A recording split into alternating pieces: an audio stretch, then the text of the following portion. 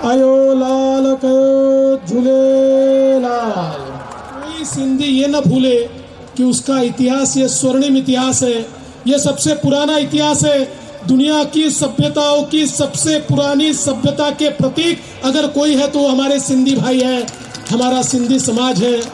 और दोस्तों, सालों तक अंग्रेजों ने हमको इतिहास पढ़ाया, वही इतिहास हम पढ़ते रहे और हम लोगों को बताते रहे कि आर्य बाहर से आए थे, वो यहाँ आकर मोहनजोदड़ो और हड़प्पा में बसे।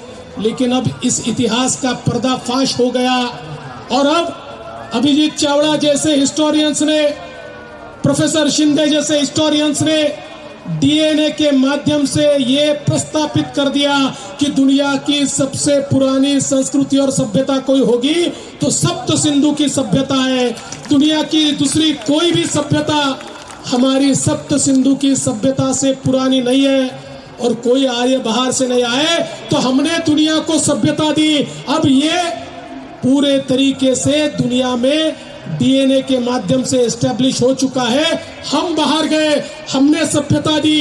दुनिया की सारी भाषाओं को अगर किसी ने जान दी है, अगर शब्द दिए हैं, तो हमारे संस्कृत ने, हमारी भारतीय भाषाओं ने उसको ये सारे शब्द दिए हैं। और इंडो यूरोपियन लैंग्वेज जिसको कहा जाता है वो इसी भारत में पैदा हुई और पूरे यूरोप में गई हुई है। तो भारतीयों को हमें ये स्वाभिमान होना चाहिए कि अब हम बाहर से आए हुए नहीं है, हमारे से पुराना कोई नहीं है। इस विश्व के सबसे पुराने अगर कोई होगे, पुरानी सभ्यता कोई होगी तो वो हमारी सभ्यता है। और इतना ही नहीं, तो हमें ये भी झूठा पढ़ाया गया कि आर्य अलग है, द्रविड़ अलग है। लेकिन अब R1A1A डीएनए इसके माध्यम से ये भी एस्टेब्लिश हो गया कि चाहे वो बंगाल हो, चाहे वो पश्चिम का गुजरात हो, चाहे वो साउथ हो या नॉर्थ हो, चाहे वो दलित हो या ब्राह्मण हो, हम सभी का डीएनए एक है। और वो सारा डीएनए सप्त सिंधु की सभ्यता से आया हुआ डीएनए है।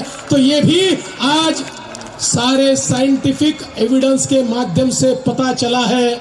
और इसलिए मैं तो आपसे निवेदन करना चाहता हूँ, अपने छोटे छोटे बच्चों को भी ये सप्त सिंधु की सभ्यता क्या है इसके बारे में बताइए। उनके मन में कोई अपराध बोध नहीं होना चाहिए।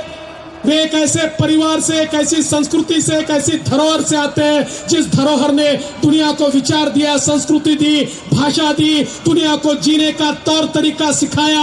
और उसका स्वाभिमान भी हमको होना चाहिए और उसका अभिमान भी हमको होना चाहिए। और इसीलिए मैं ये मानता हूं कि ये केवल मेला नहीं है, तो हमारी संस्कृति की याद फिर एक बार ताजा करने का एक ऐसा मकाम है जिसमें आने वाली पीढ़ियां फिर एक बार हमारे समाज को उसी ऊंचाई पर ले जाएगी जिस ऊंचाई के हम हकदार हैं और जिस ऊंचाई पर हम रहे हैं। और इसलिए इस मेले के लिए मैं आपको बहुत बहुत शुभकामनाएं देता हूं और भगवान झूलेलाल से प्रार्थना करता हूं कि जल्दी ही हमारे भारत देश को वो मकाम मिले कि जिस मकाम में सप्त सिंधु की इस संस्कृति को फिर एक बार हम पुनर्जीवित कर पाए। धन्यवाद। जय हिंद, जय भारत, जय झूलेलाल।